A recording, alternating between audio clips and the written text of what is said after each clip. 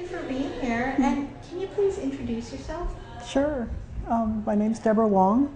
I am a bunch of things. I'm an ethnomusicologist. I teach at the University of California, Riverside, which is in Southern California, just east of LA. I've been there since 1996, and I love teaching there. It's the most diverse campus in the UC system, and most of our students are first generation, college students. It's just perfect for me. I love being there. As an ethnomusicologist, I focus on especially race and ethnicity and social justice. And a lot of my research over the last 20 years has focused on Asian American performance and the ways that it intersects with the American racial imagination, how the Asian American is both a political construct and social formation, as well as always being in danger of being reabsorbed into Orientalism, basically. So I work on performance. Everything from Asian Americans making jazz and hip hop and many other kinds of music. And my current research is about taiko, which is a form of originally Japanese American drumming, but at this point is more broadly Asian American, you could say, and even more broadly is sort of becoming a world music phenomenon. And I'm very much looking at that moment where it's in danger of sort of becoming everything to everyone, as opposed to having meanings rooted in community. So I'm writing about all of that, and I'm writing about it from the position of being both an ethnomusicologist and a performer. I've been studying taiko for over a decade, so I'm quite invested in what's going to happen. Okay, so we're back here at the Women Who Rock Making Seeds Building Community Conference.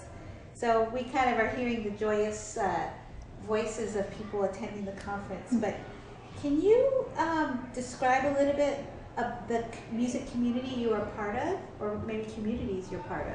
You bet, and there's more than one. And at the moment, sitting here in the middle of the second Women Who Rock unconference, I'm very much aware that there's like so many communities I want to be part of, and frankly, being part of this one here, even for this short moment, this day, this ephemeral sort of gathering place, is making me long for the kinds of spaces that this unconference, this gathering represents. So this is one of my communities. Yay. This is one of the places where I do what I do. Yeah. So to be honest with you, I spent a lot of my time in the ivory tower. And actually being at this conference makes me very aware that many of my daily environments are very much defined by heterosexist assumptions, straight white male assumptions about the world. Many of my mundane, quotidian, daily environments. And I say this as a woman of color, as a feminist of color. That's a reality. Even though it's the ivory tower, and it's a place where I do believe there's free speech and the opportunity to think freely as well. But there are also very serious constraints around it. So this space is extraordinary in the way that it turns on its head all of those things and makes me long for places where this would be normal. This would be the norm. And I'm just going to say that for today, this is the norm. For these moments, it is normal, and I'm just going to revel in it. I seek out other spaces that are different from my daily quotidian experience. And one of those places is taiko, this world of Japanese American and Asian American drumming. I seek out spaces that are defined by Asian American concerns, where a kind of space that could be called Asian America is created. And I'm also very, very self-consciously focused on trying to find a feminist Asian American space within that drumming tradition. To be honest with you, it's not part of the group that I'm in, which is directed by a wonderful man, but a man all the same who has inherited all of the masculinist assumptions of the tradition. Great teacher, great person, great friend of mine, but nonetheless, I also long for a different kind of taiko space. Taiko is in the North American context, like 75% of all taiko players are women, and most of them Asian American women, so I mean, something very interesting is going on there, and the question is, why are so many women drawn to it? And many of them are ready and willing and able to talk about it in very vivid terms, and talking about how this loud and physical form of performance is big drums, big sticks, you know, you're sweating, you're shouting, you're jumping around. I mean, it's wonderfully loud and physical music. Women talk about the way in which it sort of releases them, you know, it opens them up in their own body, you know, I mean, and you do this collectively with a lot of other people all together as a group, right? So women are often able to talk about, you know, what this form of drumming does for them as Asian American women in very compelling terms I want to write about, terms I learned from, you know, all of that. So that is one of the places that I've spent a lot of time as a musician, as a scholar, you know, as a community worker over the last decade or so. Can you talk a bit about when and where you were born and how that connects to your musical experience? Oh, sure. Yeah. I was born on the East Coast in New York City, grew up in New Jersey in the suburbs. I'm half Chinese American and half white American. My mother is, you know, got blue eyes and, you know, reddish blonde hair, and she's Scots and German. So I'm, you know, I'm a whole mixture of things. And I grew up in environments where there were not many other Asian Americans. I was always very aware that I was Chinese American because that's my entire extended family. From an early point, I knew I wanted to study people. I thought I wanted to be an archaeologist. Once I went to college, I realized that it was really live people I wanted to study. And I found ethnomusicology as a discipline, and I'm so happy that I did because it enabled me to put together, I've been playing flute since the time I was very young, since 4th grade, back when there was still music in the public school system. Yeah, playing flute, loving it. I mean, flute was at the center of my existence as a young person all the way through college.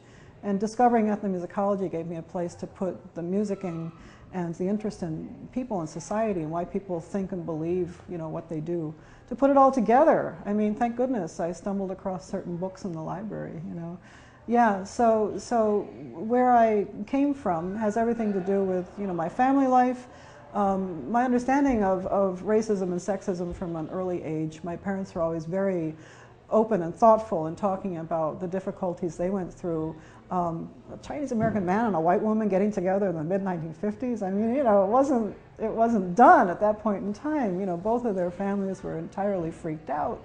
You know, so I mean, I learned about racism, both external, systemic, structural racism, and the ways that we all internalize this, you know, as everyday human beings. I was aware from a very early age about the many ways that you know, race is part of our lives. My parents being together was an extraordinary thing. My father is a second-generation Chinese American. My mother is white, Scottish, and German. And when they got married in 1955, it was to the complete dismay and anger. You know, actually, both families were furious at the fact that they were getting together. And eventually my father's family came around, so my extended family is Chinese American, and that's been part of my, you know, my identification, my sense of self, you know, my sense of connectedness is through my Chinese American family. My mother's family never came around, so I'm very much my mother's daughter as well as my father's daughter, but I never knew my mother's family, you know, and of course this has shaped who I am and how I think of myself as both Chinese American, Asian American, multi-ethnic. So thinking about race has always been part of my daily life in terms of literally conversations around the dinner table, as well as an understanding of the ways that American society, you know, has racist structures that drive what it is. My parents knew this, you know, both as intellectuals and as you know, people making it through the day, right? You know, so those conversations are always part of my family life. It's not surprising then that I carried them forward into my research and my broader interests. And pulling that together with music, that's a natural thing. And I've been much inspired by all of the great scholars who work on race and music. There's a long list of such people. You know, George Lipsitz, Ingrid Monson, Ron Rodano. I mean, you know, the list goes on and on and on and on of great people that inspire me daily. You know, so yeah, for me a lot of things came together. So can you talk about, well, did the work life of your parents affect your music in any way? Affect my music? Yeah. Well, yeah, sure. Their work life specifically. Yeah. Yeah, interesting. Well, I guess the first thing really that should always be acknowledged is that my parents supported my music making. You know, certainly at the initial levels, being a kid and, you know, that middle class thing, you know, that, you know, your kids should take music lessons, you know, and all that, you know. Of course, they did that, as do many parents. But the fact is, when I decided to go into music as, you know, like a career and occupation, you know, being a professor and all that, they also supported that. And not all parents do, you know, like, period. And definitely not all Asian American parents do, you know. There's actually a great book about just this by Mari Yoshihara about Asian Americans and classical music. You know, and the very divided ways that Asians and Asian Americans in North America think about this thing. Classical music as a means to upward mobility, you know, on the one hand, but on the other hand, something that's not serious. You know, shouldn't you be a doctor or a lawyer, you know? Yeah, my parents didn't have those attitudes. So my parents were part of that 1950s generation, post-World War II. You know, my father went to college through the GI Bill. You know, so there's a real belief in education as a means to make it, you know, the American dream. And somehow that all came together with the ways that they supported and encouraged my interest in music. And they never told me to be a doctor or a lawyer. It's really kind of amazing. What did your father end up doing? My dad was really amazing. He was ABD in psychology. He ended up being the dean of students at Rutgers University through the 70s, a very turbulent period. Yeah, you know, so I sort of watched him as a young teenager dealing with the Vietnam War period on campus. Yeah, so yeah, my dad was remarkable. Your mom? She was a housewife for many, many years, and then when I was in middle school, went back to school to get a library degree, an MA. And she was a feminist, very, very openly so. And yet, when it came to the point where she wanted to go back to school, she had to negotiate it with my father, and indeed with my brother and I. When it came to sort of, you know, ground level in the family, it's all very well to be a feminist, but who's going to have dinner on the table at the end of the day, right? You know, so I also saw all of that and had to go through my own process of consciousness raising, you know, partly through being, you know, pissed with my mother because she wasn't there all the time anymore, and then also really admiring eventually what she was doing. Yeah. How'd they meet? How'd they meet? Yeah. In Buffalo, New York, where they both grew up on different sides of town, dare I say. Yeah, and they met at what was then the University of Buffalo. What's been your best experience with music? Well, I hate to have to choose a best experience because there have been so many over so many years, Yeah. as I hope is the case for us all. But I would say that, and I've loved every music I've ever learned, and may there be many more. In graduate school, for the first time as an ethnomusicology student, I started to explore musics beyond Western art music, and especially through studying certain forms of Asian music, initially gamelan from Java, from Indonesia. I learned about ways of musicking, and I'm going to use that as a verb, that involved putting your ego aside, that involved creating a collectivity, you know, and you know, I learned firsthand through that music and then others as well, different ways of being with people through music. And this was profound for me, you know, to really be freed up in those ways and to learn how it could be to be with other people in those ways. Western art music, I love the sounds, I love the music, I love the repertoire, I love going to concerts of Western art music. But at this point in my life, I really hate the social aesthetics that drive it. You know, the kind of hierarchy, the competitiveness, the neuroses that tradition creates in people. It messes people up, you know, spending all those hours alone in practice rooms and trying to attain this level of perfection and often doing it all alone by themselves. It's a very strange tradition as in terms of its social aesthetics. There are other musics in the world that are not strange in that way, you know, that model much better ways of being members of communities. And so a number of Asian musics have done that for me, and taiko is the big one for me. How do you go from being a flute player, right? Those are diametrically opposed instruments. The flute player, taiko drumming, right?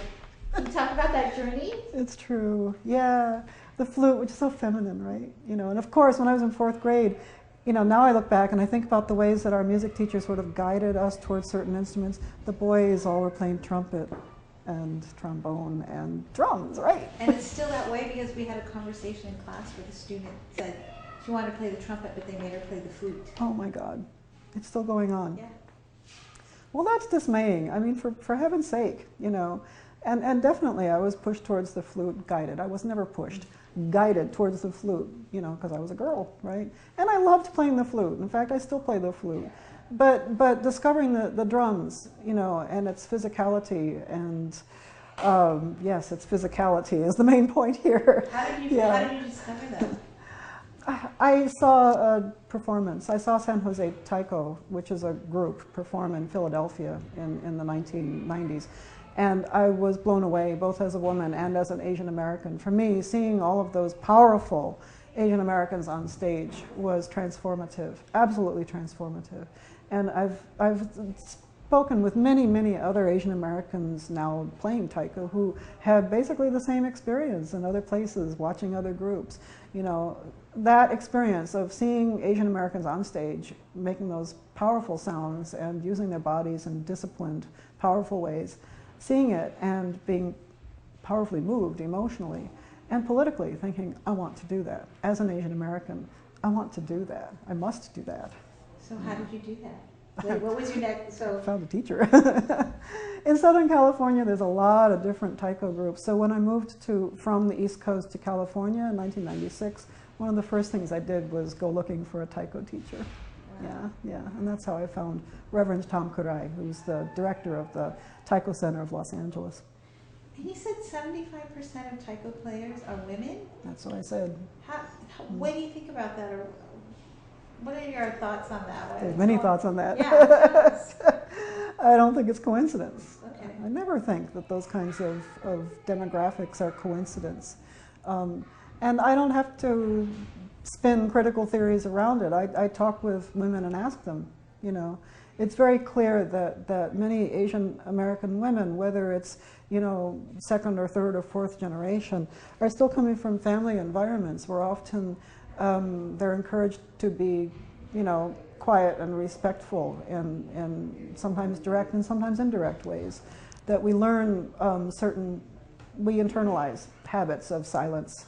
Yeah, we internalize silence in all kinds of ways. And through Asian American studies, this is much theorized and discussed, the ways in which race and gender come together in silencing ways in some cases. Women who don't take Asian American studies classes are able to articulate that in often very, very evocative ways. Can you have it, for instance? Oh gosh, well sure, yeah. Many of the members of the group I'm in. There's so many of them. Whose story should I tell? And what does it mean to tell their story in this context, without them here to testify to it. But what haunts many of them is the experience of internment, of course, the Japanese American internment from 1942 to 45. Several of the members of my group were born in internment camps. They're now in their 50s and 60s, but they were born in that context, and certainly their parents, were interned. They talk about the many ways that this created, community silence, around the experience. And taiko is very much a response through the Japanese American community, especially third generation sansei players, to that. Literally coming out of silence, literally coming out of silence. And I believe very much in the ways that playing together in groups of people creates a kind of critical mass, creates a politics of the body, which is undeniable. And when it's so loud that you can actually feel it as well as hear it, well then I think something, is happening politically and socially as well as musically. I agree. I think that sounds like a lot of what's going on happens in Seattle Fandango Project and the whole Fandango Sin Fronteras. And what's at the core of it is this idea of convivencia. I love that term and aesthetics. Right, yeah. So Martha was talking about this idea of convivencia. I love it. She describes it co-living but commiserating, Yeah. and then but also with intention, right? Okay. With intention. With intention. To again combat the isolation, right? Combat yeah. the way we've been denied our kind of basic human right, she argues, to make music, to be in relation to each other, make music. Okay. You know, for many different reasons, you know, because we've been trained to be consumers of music rather than Yes. producers of music. But then Yeah. when you feel the power, you're in the room and everybody's playing, and it's very women-centered, Seattle Fandango project, Yeah. and they're dancing and the drumming on the feet. You feel that something is some kind of energy is being conjured, I would say. Absolutely. Right? Yeah.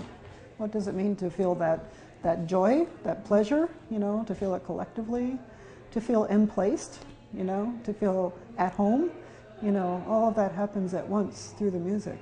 Wow, that's, I didn't ever understand that connection between the silence of that internment experience and then coming to the stage, taiko, Yeah. or drum, coming to the drum and coming to the collectivity, right? That's it. Yeah. Yeah. At that level, it's not even a metaphor, it's literal, if you Yeah. see what I mean. Yeah. Okay, if you look forward 20 years from now, you know, based on what you're doing and what you're experiencing in your project, how do you imagine music communities in the future? How might they be different, or maybe what are your dreams or imaginings around that? I don't think in those terms very often. For me, I sort of live in a politics of the now, you know. Any of us working at the community level, you know, and working through race politics are continually challenged by the politics of the now. And often, you know, in a very, you know, we're forced into reactions, you know, and have to sort of sit back and think, what about action? What about, you know, defining the terms on our own? When it comes to music and community making and all of that, well, first of all, I want to see more of it. I look at the K through 12 system and the way that the arts have been systemically and systematically removed from it. You know, I'm very troubled by that, and we see the impact, and then adults who have had sometimes no contact with such things. What I envision from now is 20 years from now, how about tomorrow, is you know, a United States where you know, not 0.1% of the national budget is put towards the arts, but you know, say, how about 10? How about 20% of the national budget is put towards it? But especially ways to focus on community building through music, really to shift the terms towards conservatory, away from conservatory models, towards community models. It's absolutely needed, and I really believe that your project, the Women Who Rock, is doing that, is modeling that, is beyond modeling that, is doing that. Yeah, and that the model that's in place is one that we should all attend to and take elsewhere and use and operationalize, and yeah, I would love to be part of that. Great, Yeah. thank you so much. Thank you. And yeah, to be continued. I hope so, yeah.